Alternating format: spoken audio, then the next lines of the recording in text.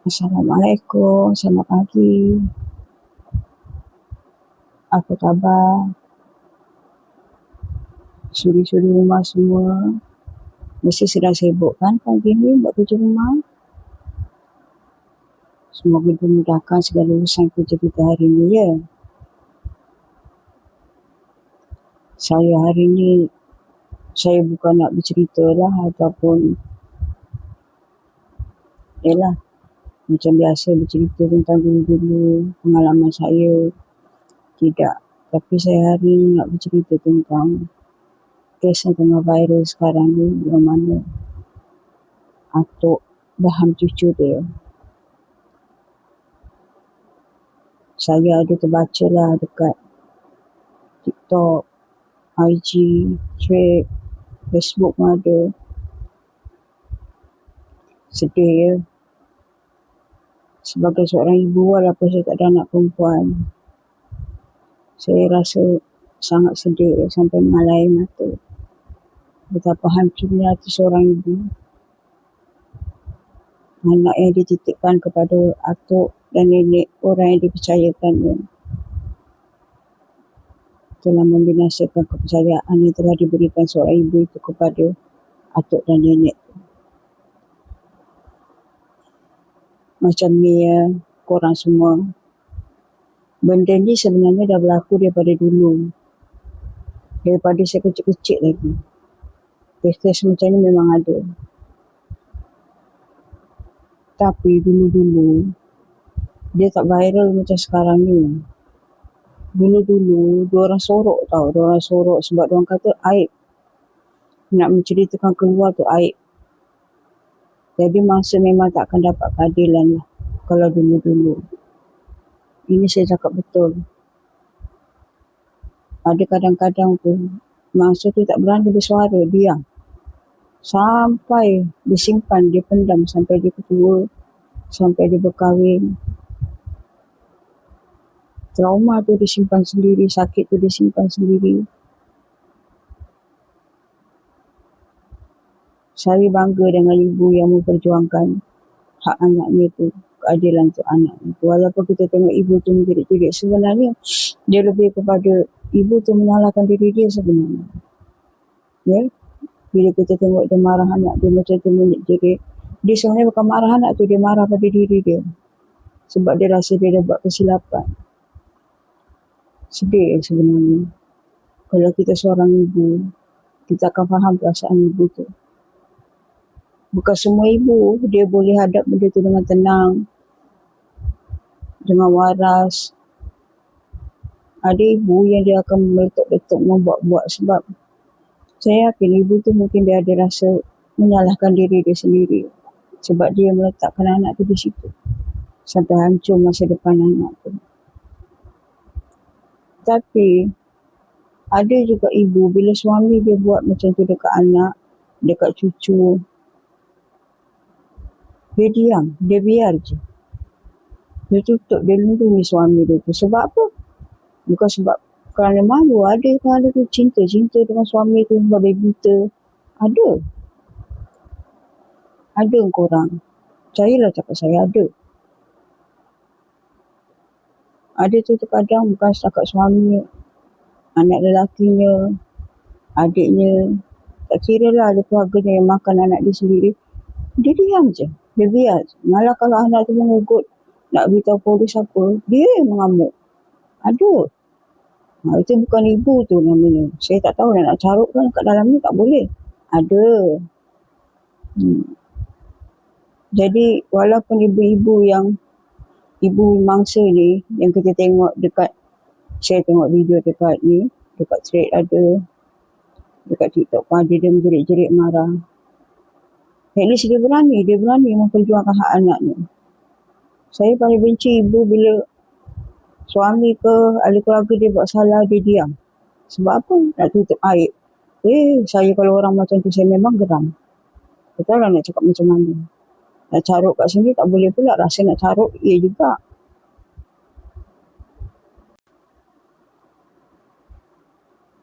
Dia simple macam ni je. Saya bukan nak jatuhkan hukum ya. Bukan. Kita tengok dia kat media sosial tu. Minta maaf, cakap saya betul-betul minta maaf. Kebanyakan ni kat media sosial tu yang komen ke, yang like, yang follow ke apa ke, perempuan-perempuan yang cantik-cantik, muda-muda, seksi-seksi ni, kebanyakannya apa? Usia orang tua, lelaki tua. Dari situ kita boleh faham.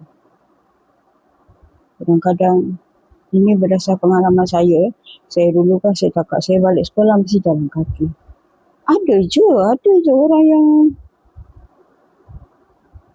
orang tua yang gatal, kadang naik motor, naik basikal, tunjuk dia punya tu dekat saya. Ada, tapi dia memang orang tua.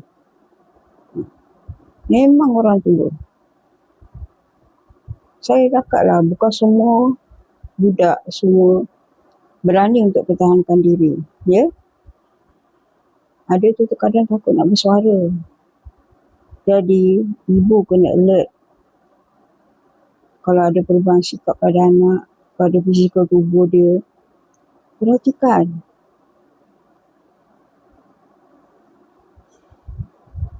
Saya cadangkanlah siapa-siapa yang ada anak perempuan, tolonglah. Kalau berkemampuan, tolonglah. Hantarlah anak tu dekat mana seni-seni mempertahankan diri. Tak kira lah silat ke, taekwondo ke, judo ke, apa nama karate ke, apa-apa jenis seni mempertahankan diri, hantar. Kalau ada anak perempuan, hantar. Start umur dia 7 tahun, pergi hantar. Jadikan itu satu aktiviti 7 minggu untuk dia.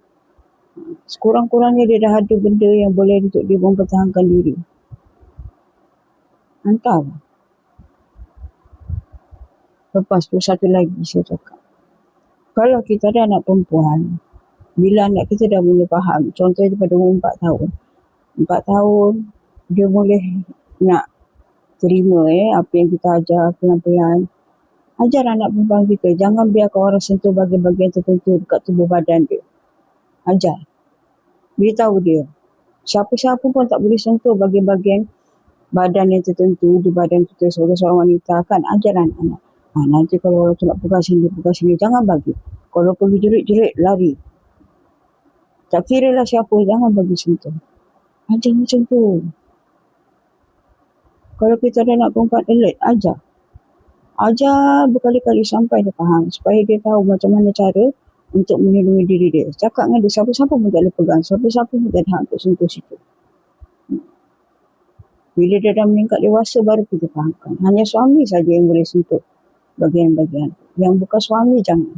Tak kira lah siapa. Atuk ke nenek ke ayah ke abang ke pakcik ke sepupu ke. Jangan. Boyfriend ke apa, jangan. Itu sebab kita kena alert, kena ajar anak perempuan. Sebab kita ni negara Asia, kita kurang nak mengajar anak kita pendedahan seks ni tau. Sebenarnya kena ajar. Kena beritahu pada anak. Lagi-lagi anak perempuan, macam mana cara supaya diorang boleh melindungi diri diorang. Apa yang patut dielakkan? Sentuhan.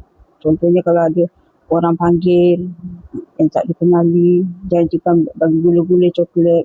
Jangan nak. Itu kita kena ajar. Saya anak saya dulu walaupun lelaki. Saya akan cakap, kalau ada orang panggil nanti, adik-adik sini ikut abang bagi coklat duit. Jangan nak. Setiap kali dia nak pergi sekolah, saya pesan. Walaupun dia dalam kawasan sekolah. Supaya anak tu ingat, sentiasa ingat rumah cakap macam ni. Tolonglah. Ajar anak kita. Lepas tu macam saya cakap tu, ajar dia seni mempertahankan diri. Lagi-lagi anak perempuan korang. Tolonglah, ini zaman moden ni, ya Allah, banyaknya dugaan ujian. Hantarlah anak. Tak kira lah silat ke, taekwondo ke, judo ke, karate ke, apa pun. Seni mempertahankan diri. Jadikan itu rutin mingguan anak. Hantar dia. Dalam 1 minggu, 1 hari hantar. Pergi kelas mempertahankan diri. Untuk apa? Untuk supaya dia boleh jaga diri dia kat luar.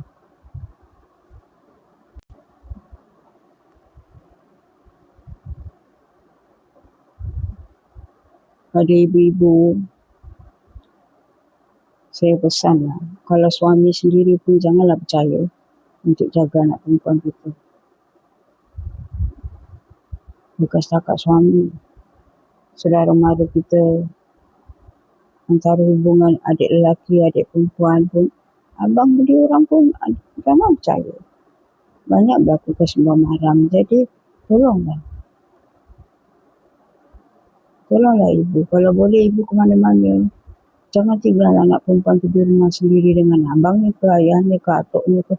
Bawa lah. Kalau ianya membolehkan ibu-ibu membawa anak perempuan tu, bawa. Mana-mana janda, minta maaf katalah, ibu-ibu tunggal ataupun janda yang ada anak perempuan. Cari suami, carilah yang faham, kenal betul-betul. Adalah lebih terbaik kalau besarkan dulu anak tu. Jangan kahwin. Tapi kalau kita pun faham kita ni manusia, fitrah kita macam mana, nak kahwin juga, pastikan anak tu berada di tempat yang selamat. Pastikan lelaki tu orang yang boleh betul-betul yang kita percaya, yang tak akan buat sesuatu yang tak baik pada anak perempuan kita. Saya cakap ni bukan cakap kosong. Macam ni banyak melihat, telinga ni banyak mendengar. Dan saya pernah berada di situasi yang macam saya cakap. Abang ipar pun jangan percaya. Please lah. Kadang-kadang abang ipar pun sama. Jangan percaya. Kalau boleh, elaklah. Kalau kakak kita dah kahwin, janganlah nak duduk di rumah kakak kita. Sebaik mana pun manusia tu, kita tengok di luaran, dalaman dia kita tak tahu. Hati manusia kita tak tahu. Lebih baik kita, kalau kita nak bekerja, pastikan ada rumah di mana semua anak dara yang boleh kita rasa selamat. Kalau boleh, jangan. Abang ipar pun jangan percaya. Itulah korang, saya cakap. Kalau ada anak perempuan tu, kalau dah berlaku perceraian, bawa lah. Jangan singgah letak sana, letak sini. Percayalah cakap saya.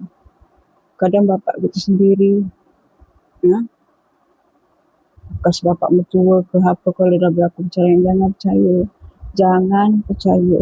Kalau namanya lelaki, jangan percaya 100%. Even ayahnya sendiri. Sebab tu anak perempuan ni, dia lebih selamat duduk dengan ibu. Tapi ada juga kadang-kadang ibu yang menjerumuskan anaknya sendiri. Ada. Dah tahu anak dia dikacau, diganggu dengan ahli keluarga dia, diam. Ada. Itu saya tak tahu lah nak cakap apa, ibu jenis apa. Karang ditaruh, karang kat sini tak boleh.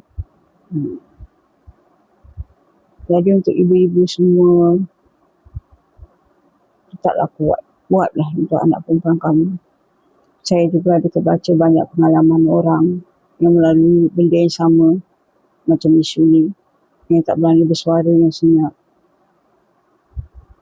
Korang dengar sini. Masa lalu tetap masa lalu. Apa yang ada dalam hidup korang sekarang ni, jalani. Jaga diri baik-baik. Kalau korang masih belum berkahwin, kerja. Kuatkan diri. Kerja, cari duit. Korang pun berhak rasa bahagia. Bahagiakan diri korang. Kita takkan boleh padam memori gelap tu dalam hidup kita. Tak boleh. Kita tak pasti hidup dengan memori gelap tu sampai bila-bila. Saya faham. Tapi kita juga berhak untuk rasa bahagia. Jadikan apa yang berlalu tu, kisah silam yang gelap tu, panduan untuk kita melangkah ke depan. Mana tahu besok kita berkahwin, itulah panduan untuk kamu. Macam mana nak melindungi anak perempuan kamu supaya tidak melalui perkara yang sama macam yang kamu lalui. Korang pun berhak rasa bahagia. Bahagiakan diri korang. Masa lalu tetap masa lalu. Kita tak boleh buat apa. Sebab itu sebahagian daripada ujian hidup kita.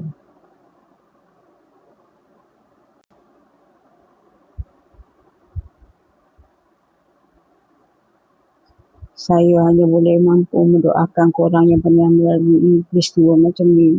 Dari korang kecil sampai remaja. Tetaplah kuat.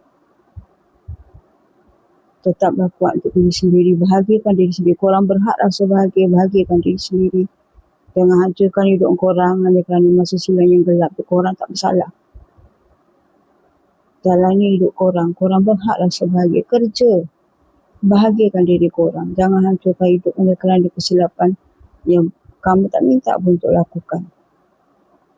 Biarkan mereka yang melakukan perkara buruk pada korang tu mendapat balasan. Mungkin dekat dunia lepas, tapi kat sana tak. Tetap kuat. Wanita, ibu, isteri-isteri yang menghadapi semua situasi macam ni tetaplah kuat. Kita perempuan, biar lembut tapi tegas. Dalam tegas ada lembut. Faham? Jangan terlalu berani, tapi beranilah. Jangan terlalu takut. Ya? Jangan terlalu takut. Kalau terlalu takut, kita tak akan berani bersuara. Mesti tahu dekat mana masanya untuk kita bersuara, berjuang. Kita mesti tahu. Mesti tahu macam mana cara kita nak mempertahankan hak kita. Kita mesti tahu. Sedih saya tengok benda tu, trauma anak tu. Tuhan je lah yang tahu. Itu je lah saya nak cakap. Ibu-ibu yang ada anak perempuan, tolonglah. Alertlah. Jagalah anak perempuan korang baik-baik. Okey. Kesian. Dia jadi macam tu, kesian. Terima kasih sebab sudi dengan saya bebel. Saya bukan apa, rasa naluri ibu tu macam, ya Allah. Tak tahulah nak cakap apa, Tuhan je yang tahu. Sejelang. Terima kasih sudah mendengar bahan hati saya ni. Assalamualaikum. Jumpa lagi lain video.